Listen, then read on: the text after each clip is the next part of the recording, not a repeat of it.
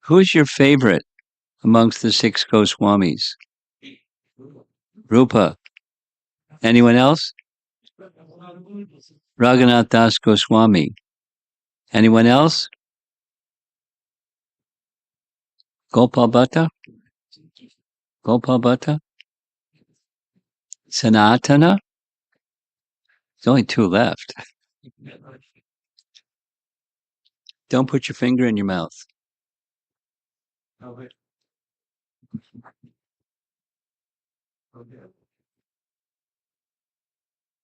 Excuse me. We're training you up. Don't be embarrassed. Okay. Sanatana Goswami.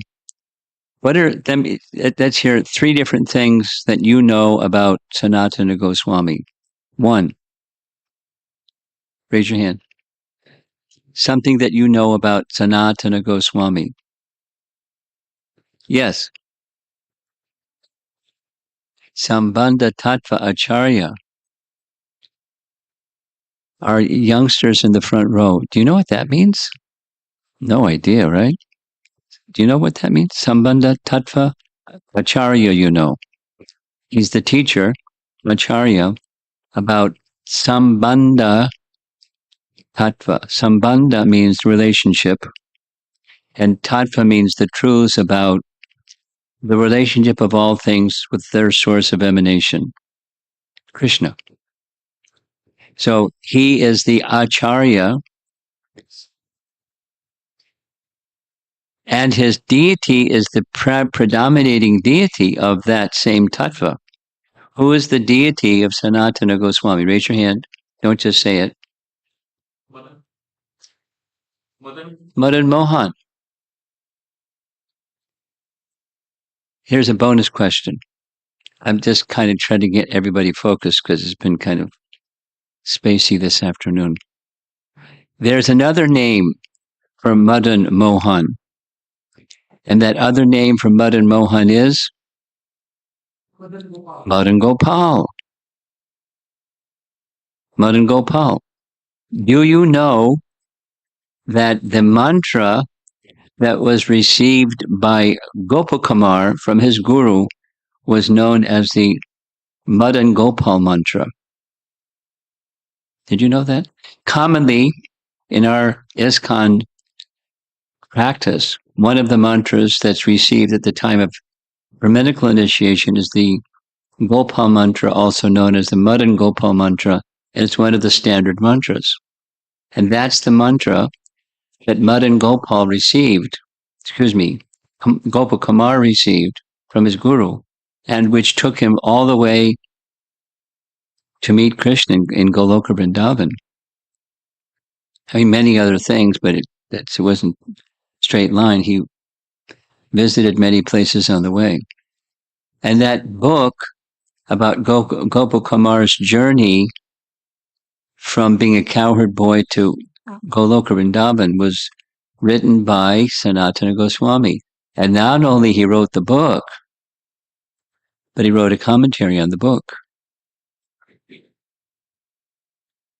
And in that book, the title of the book is Brihat Bhagavatamrita. He writes towards the very beginning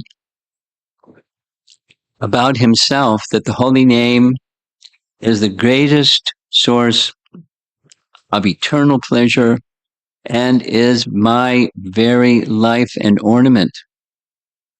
So we heard this morning about the Guru as being the Atma of the Jiva, the soul and life and soul. And so is the Mahamantra, or the holy name of Krishna, is the ornament. So that an ornament is something that you might wear because it makes you look nice or something. But it's not, he doesn't wear it just because it makes him look nice. It is his ornament. Alankar, or some opulence. Right? Chapter 10, Bhagavad Gita. The opulences of the Absolute, and the opulence of Sanatana Goswami, the ornament of Sanatana Goswami is the holy name.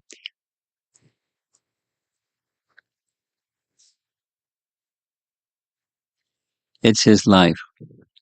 It's nothing else matches its importance to him. So some of you know the story about Sanatana Goswami and his touchstone. And even if you've heard it 100 times, hear it 101 times, it's just fine. Sanatana Goswami was living in different places. It's said about all the 6 Goswamis, they lived under a different tree every night. They didn't have like a mailing address, what to speak of a cell phone number. They just slept under a different tree. Sometimes they had a cottage or a bhajan kutir place where they stayed for some time and then moved to another place and then to another place. So one time he was living, like you saw, let's go back to see that little cottage in the back. So he was living in one of those little cottages, and one in Vrindavan, a poor Brahmana was unable to maintain his family. And he thought, I heard that Sanatana Goswami has a touchstone. And I believe that Sanatana Goswami is very kind and very charitable. So I have nothing to lose. Let me go ask Sanatana Goswami if he'll give in charity to a Brahmana his touchstone. So what's a touchstone? A touchstone, there's different touchstones, but this one is one that is a kind of special mystical stone that you touch it to base metal and it becomes gold. So the Brahmin went to pay his respects to Sanatana Goswami.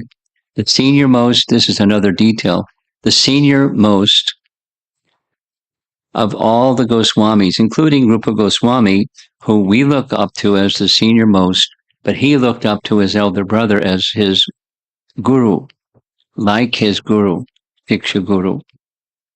And so he went to Sanatana Goswami's little cottage and asked Sanatana Goswami with his palms folded, can you kindly, I'm so poor, I can't maintain my family.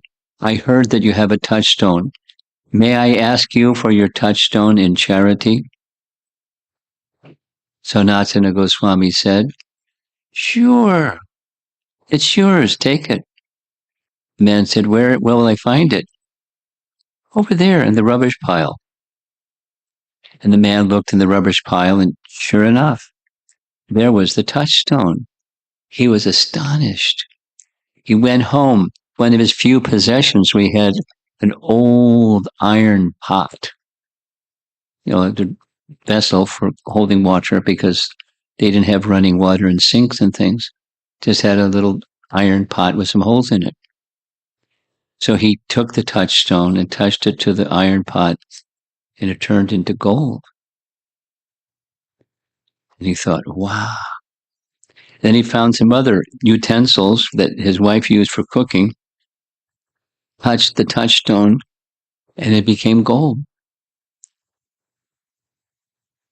His problem of being unable to maintain his family is now taken care of.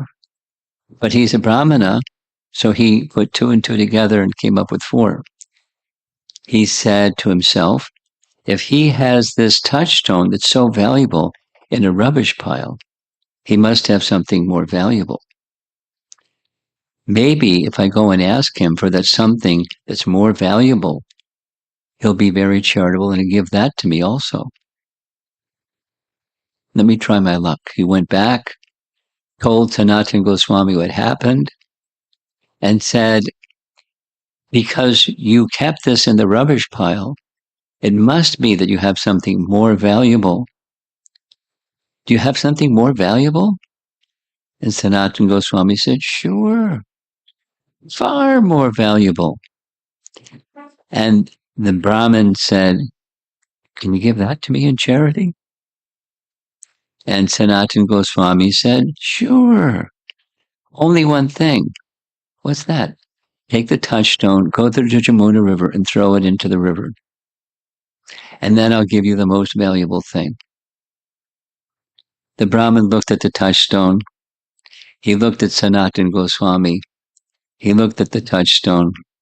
He looked at Sanatana. He had all faith. Sanatana Goswami was a perfectly honest person.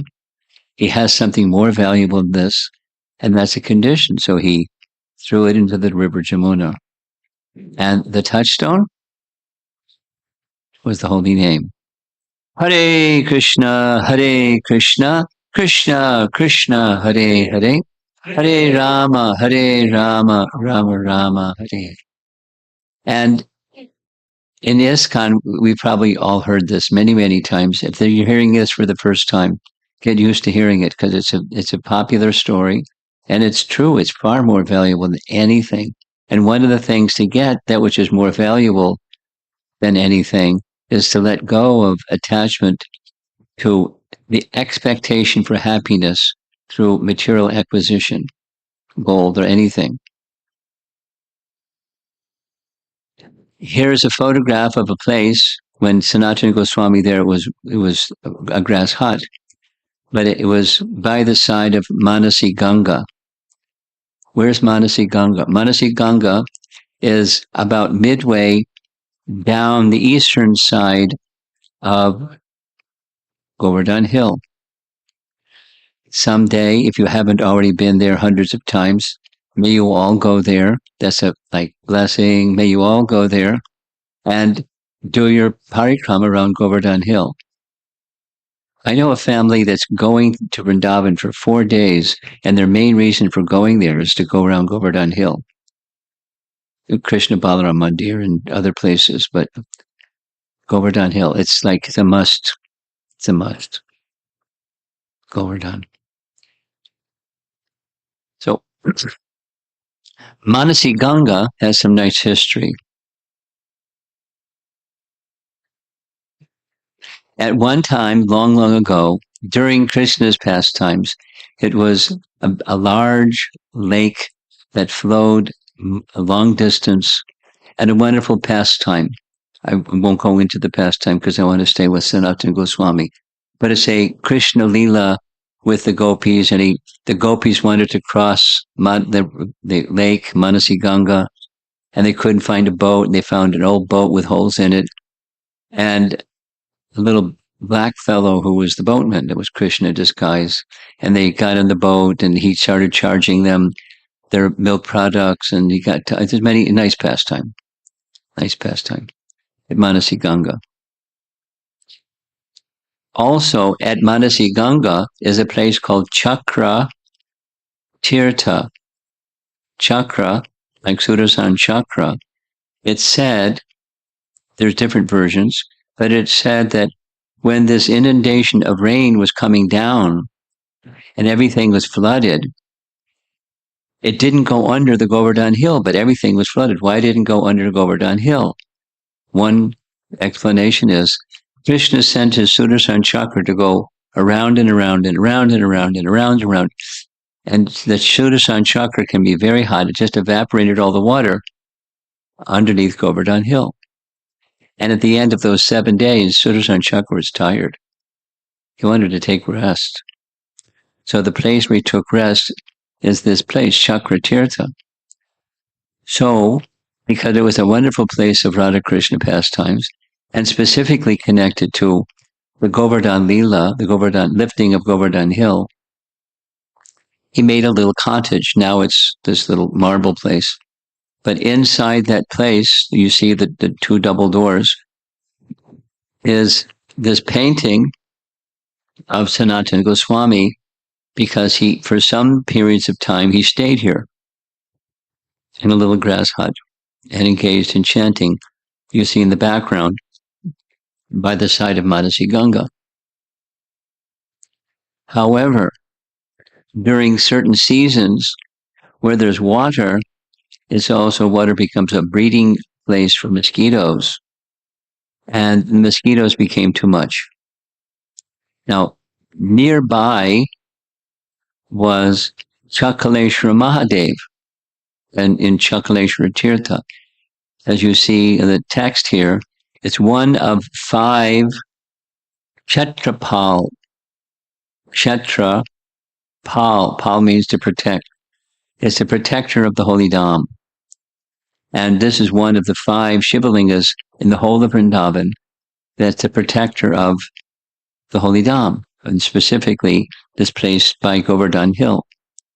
So as you see, this is what it looks like during the daytime, 5 Shivalingas, and here's what it looks like at nighttime. And many people come and offer flowers and worship Lord Shiva.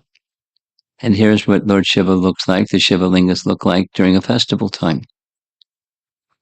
And because it was the breeding time for mosquitoes, Sanatana Goswami was too much disturbed. And so he thought, he didn't say anything because just living alone. He thought, I think I should leave. It's too disturbing for my bhajan. Tomorrow I'll leave.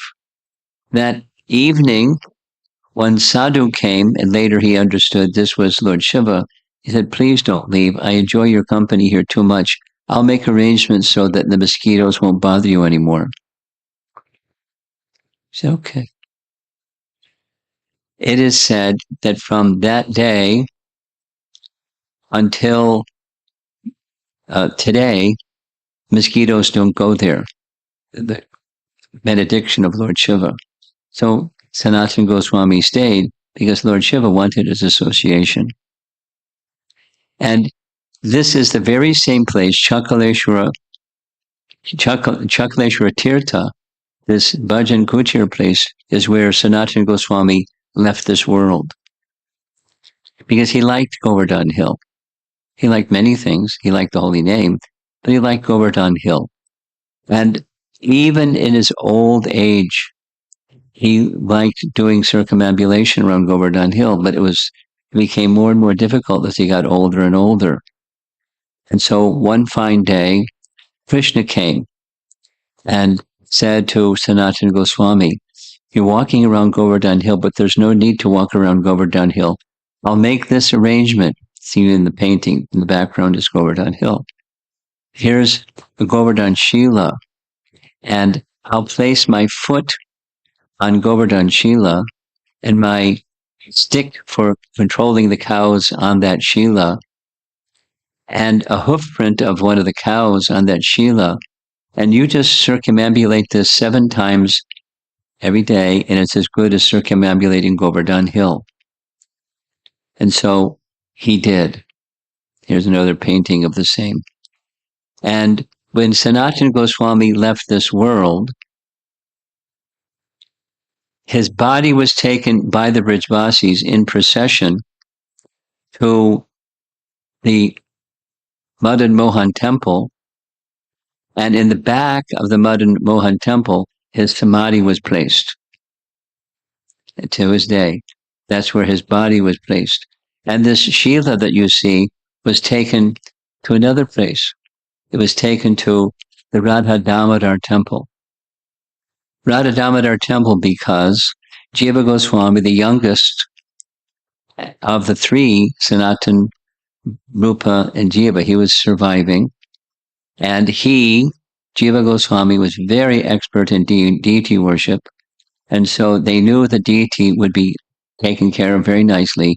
So those of you that visit Vrindavan someday, and you go to the Radha Damodar temple, you can ask the pujari, can you show me this Shila of Govardhan?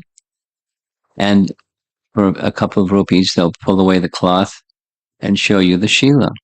It's quite large, Shila. That's the intimacy of Sanatana Goswami with Krishna. And there's an intimacy between Sanatana Goswami and the holy name. One of his writings is Sri Krishna Lila Stava. Stava means prayers. Here's one in relation to the holy name. Oh, Lord Krishna, at the present moment, your holy names are flowing from my mouth. Oh, Lord, perhaps at some time you will enable me to remember your lotus feet within my heart. There's a similar, not the same, but very similar verse by Rupa Goswami in Vedanta Madhava about the holy name appearing in the courtyard of the heart, where the mind becomes stunned, etc. It's a poetic expression of his relationship and experience with the holy name. Have a seat, Prabhu. Thanks a lot. Okay, so Hari Bhakti Vilas is another one of his compositions. What's the Hari Bhakti Vilas? Just the other morning, we were hearing about the process of worship of Krishna as performed according to the Tantras. Tantra means a book about procedures. Someone was asking me after the evening class, what's these terms are very like sounding. Mantra, yantra, and tantra. What do they mean? Mantra is sound, tantra is procedure, and yantra is a wheel or two-dimensional depiction of that which is of the spiritual world. Yantra. Yantra literally means machine. Like yantra rudhani mayaya from Bhagavad Gita. Yantra. This body is a yantra, it's a machine made of material energy. So, machine or a depiction. In the terms of worship, it's a depiction of the spiritual realm in a two-dimensional form.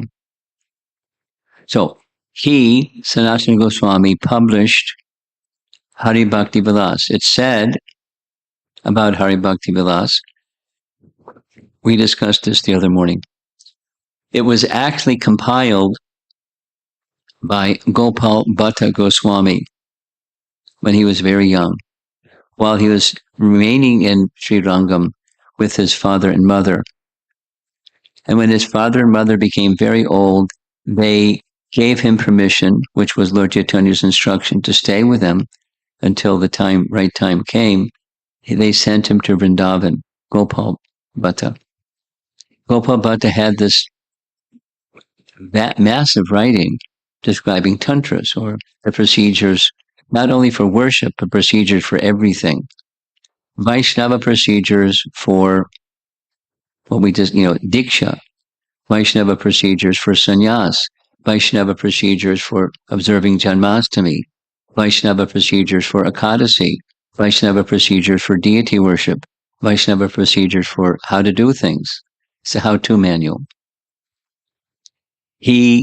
Gopal Bhatta gave it to Sanatana Goswami and said, please put this in a nice, organized, publishable form with one condition, don't mention my name. So he didn't. But that's what Hari Bhakti Vilas is. So it's often attributed to Sanatana Goswami as the author, but more precisely, they're both authors. And here's something that he writes in the introduction to Hari Bhakti Vilas, quoting from Padma Purana. Whatever one sees in this world is governed by the Supreme Lord. He is everywhere. He is present in this universe in the form of holy places. Now, there's a lengthy section in Hari Bhakti Vilas about the merit of visiting holy places. I mean, the scriptures are filled with it. This place, that place, the other place, the benefit, halastuti, of going to that place. And when he finishes that section, he writes, none of the holy places existing have ever been better, nor will they ever be better than the holy name of the Lord. So if you weren't able to go to Vrindavan this Kartik month, maybe you'll go next year. And if you don't go next year, maybe you'll go the next year. And if you don't go at all, if you have the holy name, that's better, according to Hari Bhakti Vilas, which is Sanatana Goswami's composition. And in Brihat Bhagavatamrita, there's two little passages I'm going to make reference to. There's a passage, very short, and it's in his commentaries, not in the verse itself, about Namabas. So we're speaking about the glories of the holy name. What's Namabas? What does Abbas mean? Abbas. Say it. I can't hear you.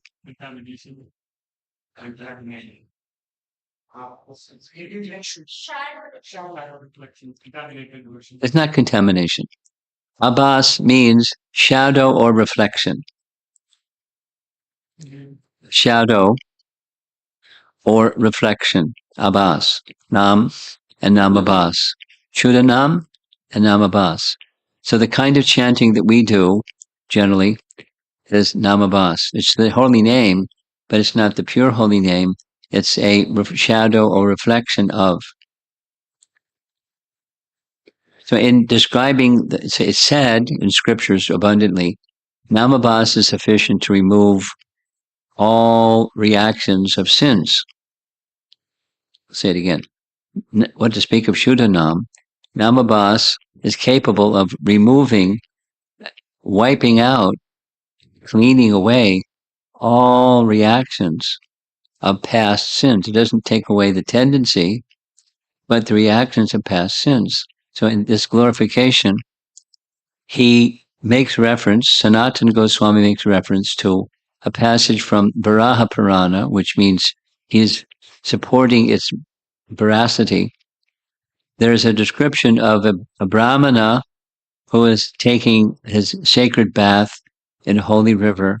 And while he was taking his bath, he was chanting the holy names.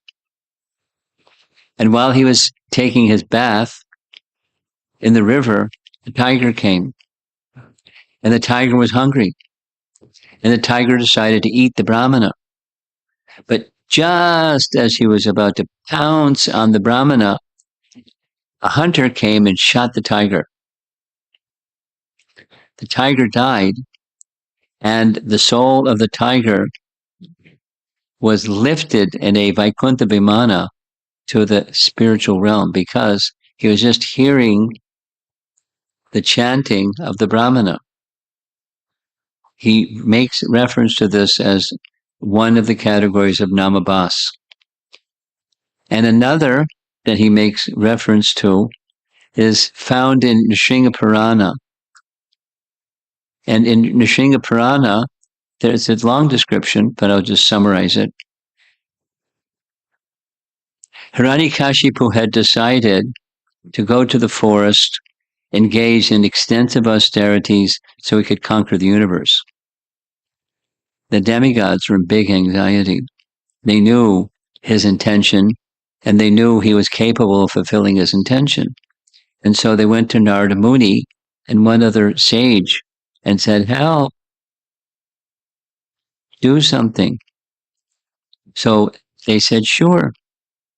So they went to the forest where Hiranyakashipu was engaged in austerities, and appearing like a bird to rishis, they started chanting Narayana's name.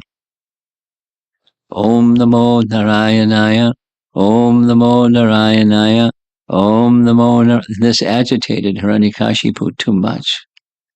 So it interrupted his austerities. He picked up a stone and threw it at the birds, and they flew away. And then he tried to engage in his meditation. They came back, and again chanted Om Namo Narayanaya so many times. He stopped. And he decided this is no good. So he went back to his palace. And when he went back to this is from the Nrsimha Purana. When he went back to his palace, Kayadu was very surprised. What are you doing back? You went to do these austerities so you can get all these powers. And he said, what happened? And he repeated the mantra that he heard many times. And that evening was the evening that he and his wife conceived Prahlad. So this Nrsimha Purana expresses Prahlad was born as a result of Helana Namabas of Hiranyakashipu. He wasn't intending to glorify Narayan. He was just repeating his disturbed mind when he heard that sound Om Namo Narayanaya so many times in the forest. Sringa Purana. And it's meant to illustrate, some of you are familiar, there's different categories of namabas. Laughter, derision, scorn, unintentional, neglectful. So this is one of them, Helena, namabas. But it's still nam, just not chutanam.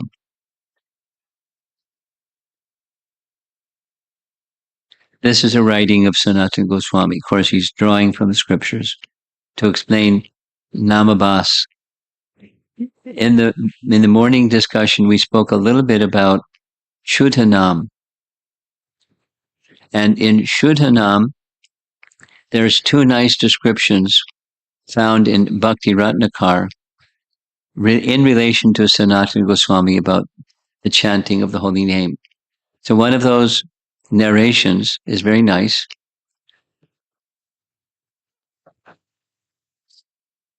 Bhakti Ratnakar is Narahari Chakravarti. He's a personality, I mentioned this in the morning. He's a personality that wrote biographies about the followers of Lord Chaitanya after Lord Chaitanya's departure. Because Chaitanya Charitamrita describes during his life, or what happened after his life. So here's two stories. One story is Shuddhanam, and the chanting of the holy name, when chanted purely, just as we heard from Bhaktisiddhanta Saraswati Thakur's description, from Nama comes Rupa. Krishna may, in the case of Rupa Goswami, he regularly revealed his form and qualities and pastimes. So one day at Radhakund, Rupa Goswami was absorbed in chanting. And he was so absorbed in chanting that a pastime of Krishna was being enacted within his heart. And the pastime of Krishna was the gopis were engaged very playfully with Krishna, and there was some joking language back and forth between Krishna and Radha and the other gopis.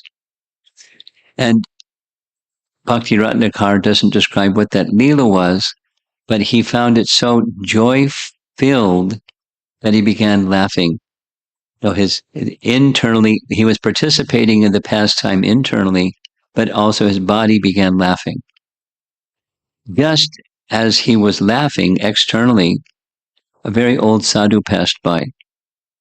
And he was lame, he couldn't walk properly, and the sadhu was shocked. He thought, Rupa Goswami is supposed to be such an exalted sadhu. Why is he laughing at me? I can't walk properly, and he's laughing at me. His mind became disturbed. Later that day, he went to see Sanatana Goswami, who was also, as the place that you saw before, he was at Chakaleshwara Tirtha. And he explained what happened that day. I was just walking by and your brother was laughing at me because I'm old and lame. Like the complaint department. And so Sanatana Goswami says, I'll look into it and I'll get back to you. So the Brahmin was satisfied. Later the same day, Rupa Goswami went to see his brother because regularly Rupa Goswami would take his writings and have his brother look at it and make comments and edit and whatever he wanted to do.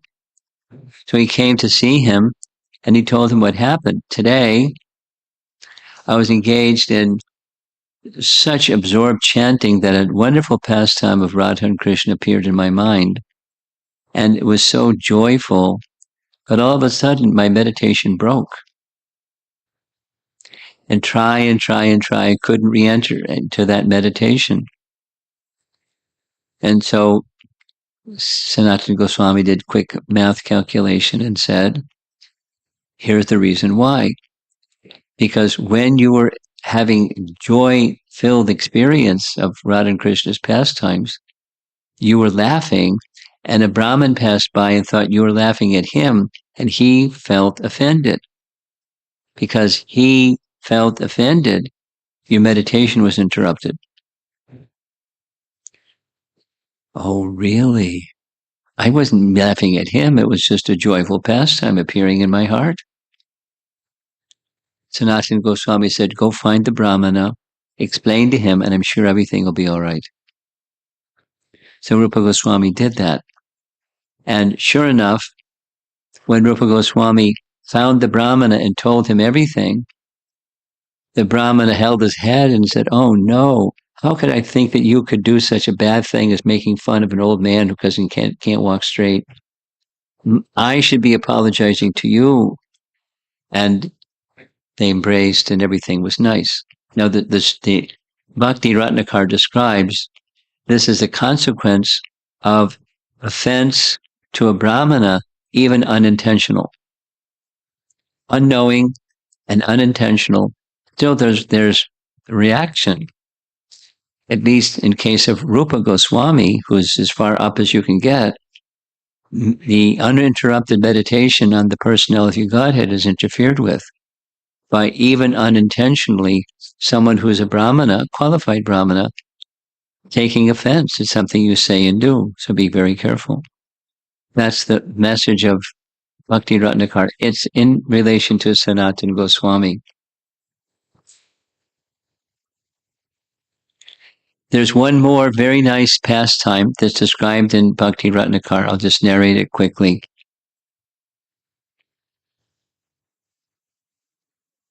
The place where in by the side of not Manasi Ganga, but by the side of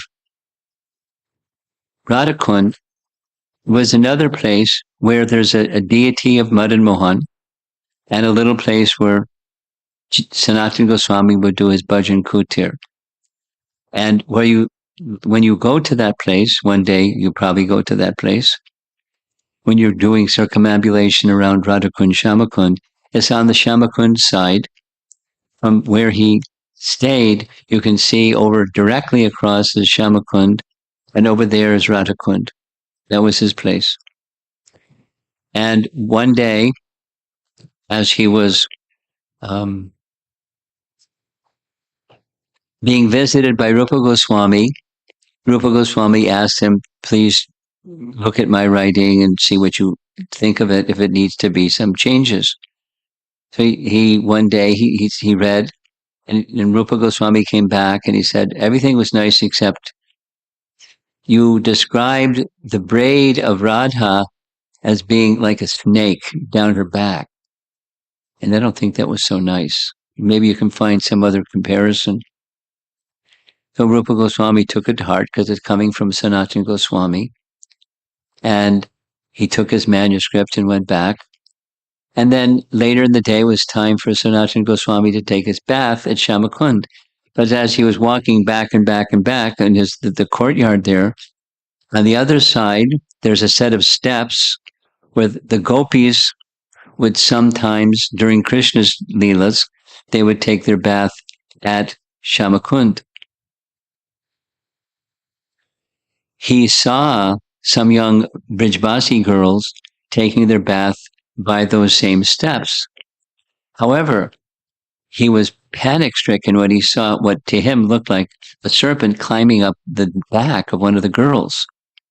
So he called out very loudly, look out, there's a serpent climbing up your back. And the young gopi turned, looked at Sanatana Goswami and smiled, and poof, they all just disappeared. A pastime was revealed before his eyes. Later, Rupa Goswami came to visit him again, and he said, you know that passage about the braid looking like a serpent climbing up Radharani's back? That was the best part. I like it. Leave it. Bhakti Ratnakar. Nice description. The elevated personalities mainly ask them, because it's in their writings, it's their relationship with the holy name. It means everything to them. Here's another passage, again from Brihat Bhagavatamrita. One can reach perfection by honoring even a blade of grass, provided one sees within it the presence of the Supreme Lord, or by just once uttering or hearing even a faint semblance, that's namabhas, of the Lord's name. Now, we don't worship grass. We worship deities, but supposing one is on this topmost stage, Uttama Adhikari stage, and they see everything in relation to Krishna. So to see everything in relation to Krishna, there's the supersoul within that blade of grass. There's a jiva, and there's also the supersoul. Provided one sees anything, everything, in relation to the Supreme Lord. Or just the semblance of hearing the holy name. So this is, again, a namabhas glorification. Brihat Bhagavatamrita Part 4, or Part 2, Chapter 4. This is a nice image I like. It's namabhas. This is, again, meaning there's a lotus and the reflection of the lotus on the surface of water. And the reflection is moving because often water moves, although the lotus might not be moving. So the abhas form of the holy name is a reflection of the name. And generally that's where we dwell, in the namabhas stage. Here's what Sanatana Goswami writes about namabhas. Whatever sins one has acquired presently, in the past, or in the future, all are turned into ashes by chanting the fiery name of Govinda. He liked chanting. And he liked writing about chanting, and he liked encouraging others to chant. Here's another reference from Hari Bhakti Vilas. If, with a pleasing attitude, any person chants the holy name of Govinda, he is glorified, purified, and he helps the whole world to be liberated. And that painting, it's Sanatana Goswami writing, and in the background, that's his Madan Mohan deity. And in some cases, he kept the deity hanging from his neck on a little sack. Sometimes he put it on the branch of a tree.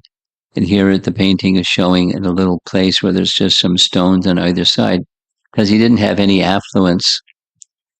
He just had bhakti. And Madan Mohan, there's a story of how Madan Mohan chose to become worshipped by him. So, nice story.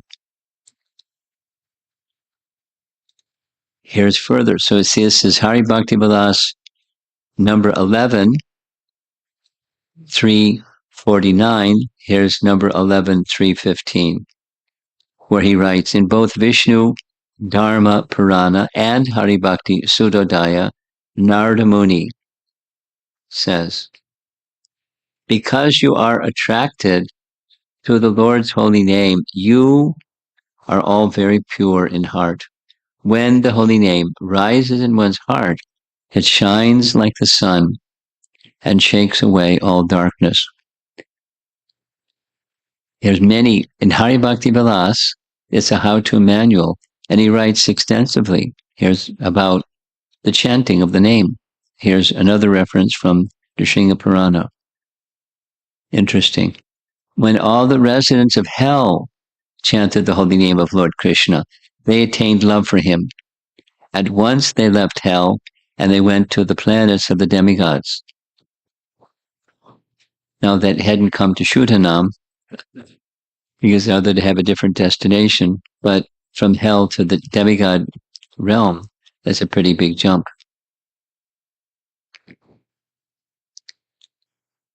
And another reference, the holy name takes one to Sri Vaikuntha Loka. This is a reference in Hari Bhakti Vilas from Linga Purana, where Lord Shiva is discussing with Narada Muni. A person who, while walking, sitting, sleeping, eating, and breathing, always chants, even casually or disrespectfully, those are types of namabhas, the holy names of Lord Vishnu, defeats the age of Kali, regains his original spiritual form, becomes a great devotee, and goes to the spiritual world. Very powerful, very merciful manifestation of the Supreme Lord. Even if not done perfectly, what to speak of striving and striving and striving to chant perfectly. Almost done. This is the second to the last. This is an illustration from Brihat Bhagavatamrita Part 2, where this young boy, Gopal Kumar, is receiving his Madan Gopal mantra from his guru. He doesn't even know his guru's name, but he sees qualities in his guru that he really inspires him. And he asks the guru if he can initiate him into the chanting of the holy name, and he does. And from that chanting of the holy name, he experiences all kinds of higher consciousness places.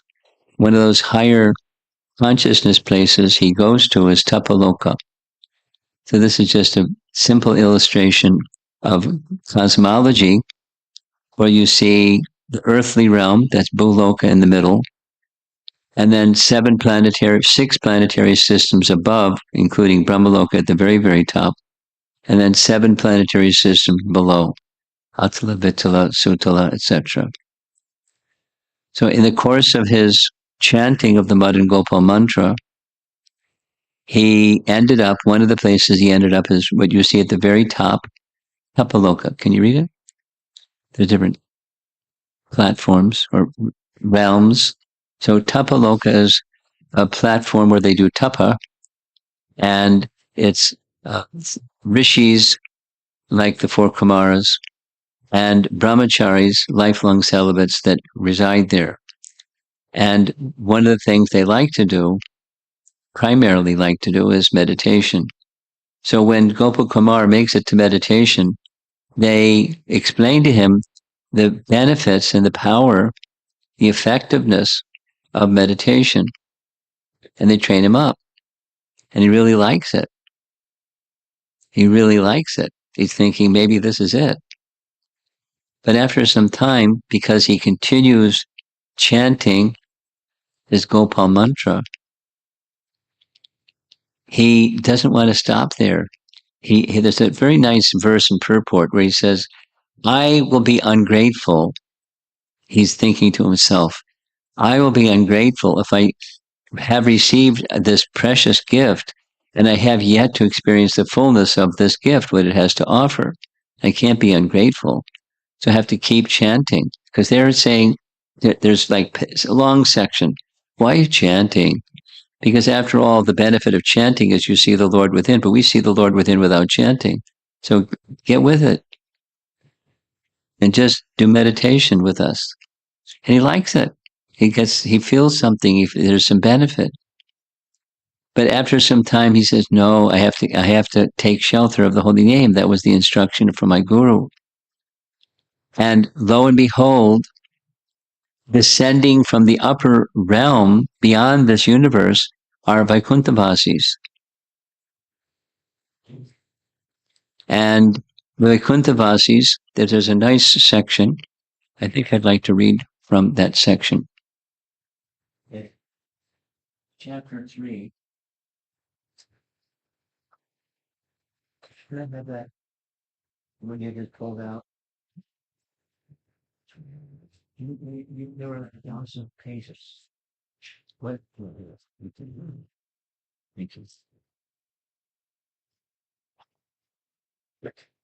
This is our conclusion for this class. So just bear with me. So starting with the Brihat Bhagavatamrita Part 2, Chapter 3, starting with text 147, just a few texts. This is the Vaikuntha-vasis helping Gopakumar to reconfirm his chanting is more important than anything. Superior bhakti in the form of remembering, they think, the meditators, appears within the mind, which is true. That turbulent, frightful, and mighty chief of all the senses, when, by serious efforts, the mind has been brought under control and fully purified.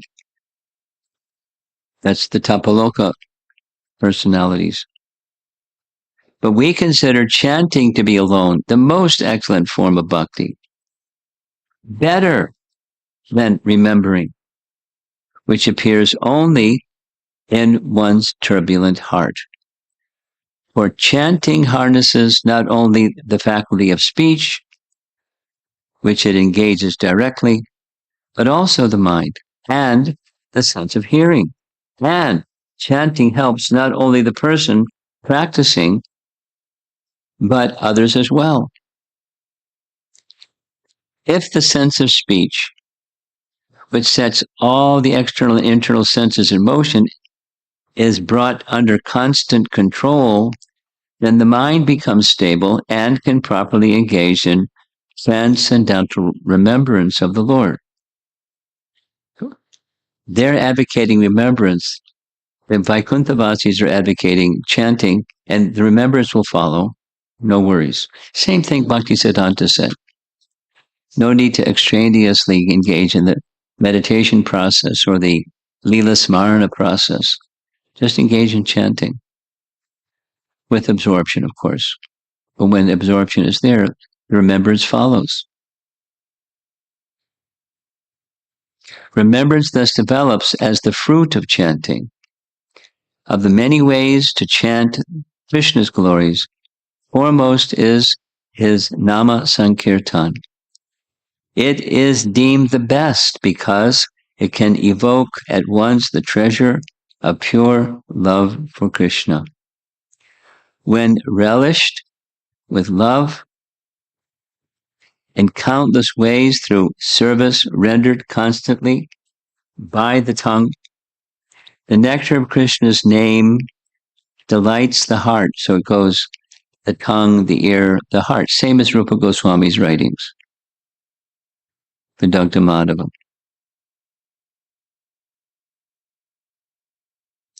Who can describe the unequaled excellence of that nectar of Sri Krishna's holy name? 3 more verses and we're done.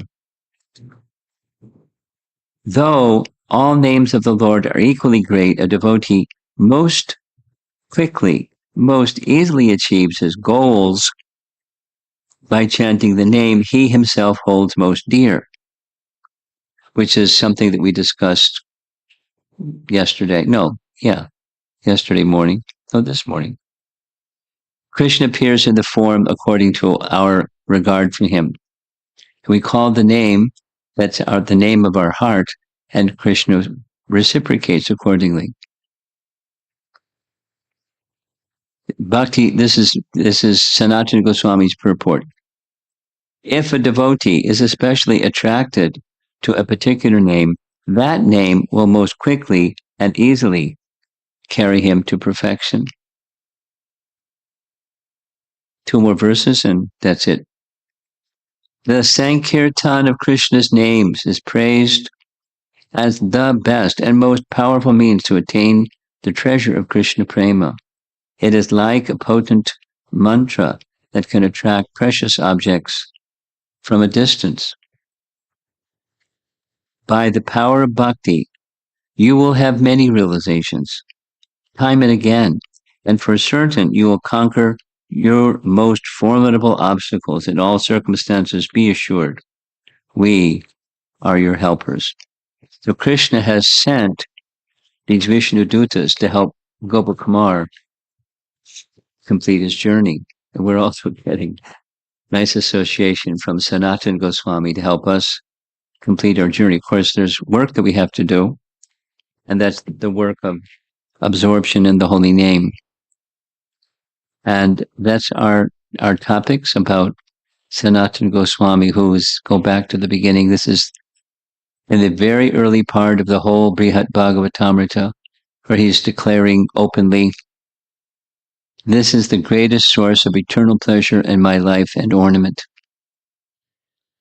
So being followers in the footsteps of Chaitanya Mahaprabhu means being a follower in the footsteps of the Goswamis, means taking full shelter in the holy name. We've organized and designed things for this weekend to enhance each of us, our ability to go there as close to there as we can. It's a great opportunity, so I hope you do well in your 64 round day tomorrow and thereafter. Let's see if there's some discussion. I'm looking at the clock. We got a late start because of technology glitches. You have something. Do you have a microphone?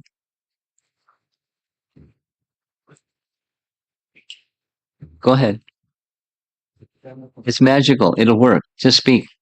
Sir, just speak. See? Magic. Hare Krishna. I think I just always get confused with the Rupa Goswami and Sanatana Goswami name. But you're talking about, I think it is Rupa Goswami, but unknown offense that you just laugh. Actually, it is not his mistake. That's right. That is very. That's why it got cleared very quickly. Yeah. I don't know then what is our hope. Oh, we're guaranteed we're going to offend people unknowingly. So you avoid offending people knowingly. At the same time, be aware, unknowingly, persons are going to be offended. What's your option? You can't go out of existence. That's not an option. But you exist, and some persons are going to feel. So you stay in a humble state of mind, and something comes on your radar screen that says you've offended someone or they're feeling offended. Take the proper action. You go to them. Now, supposing no one taps you on the shoulder and says, you know what, so-and-so over there is thinking that you offended them. Supposing that doesn't happen, now what to do? That's your question. That question was asked of Srila Prabhupada. And his answer was, therefore, every day we're instructed to chant,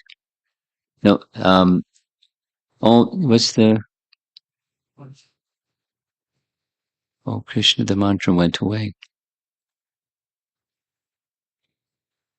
What's the mantra?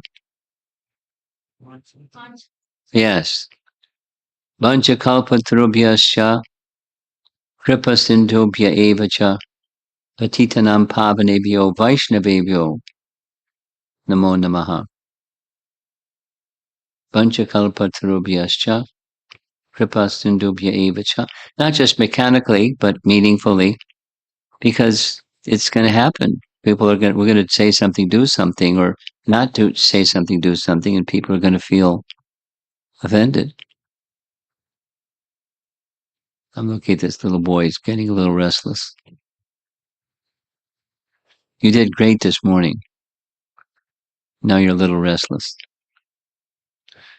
Okay. Anything else? Yes. Namapriya. We have a portable microphone. Hare Krishna Maharaj, this is actually from morning's class, Okay. where the explanation was given with chanting of the holy name, the Nama, Rupa, Guna and Leela Yes. becomes manifested. So what does the Guna manifestation look like? Qualities. But his beauty, his smile, his munificence, his demeanor, his character, his qualities. In addition to his form, he has qualities. So the chanter would start to feel that. We know what it is conceptually, but that becomes revealed in one's heart. It may, if we become very fortunate, but you want to know what it is, not how to get there. It's his qualities. Guna, Nama, Rupa, Guna. his qualities, his characteristics.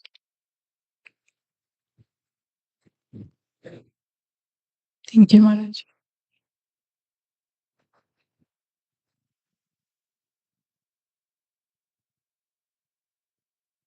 Okay. So, time to end. We'll end there. And what happens next? What's next in the schedule? Actually, the schedule was supposed to be till 5, but we are thinking that taking a little break now, and then the next is Nama Yagya. So what happens next is a break, and then what? And then Nama Yagya. What time? So we were discussing 5:30 to 6:30 since devotees have been going on. I think Premadhatri Mataji also suggested we can do little snack break for everyone now. So we get back together again at 5:30. 5:30. 5:30 to 6:30 will be Nama Yagya. Are you sure? Because it's now 4:15. You say a little break, that means an hour and 15-minute little break. So we can do 5 o'clock then. Yeah. Shatrupa Mataji will start at 5 o'clock. Nama Yagya till 6:30 p.m. Okay. And 6:30 will be Maharaj's class. Okay. Haribol. Haribol. Prabhupada ki jai.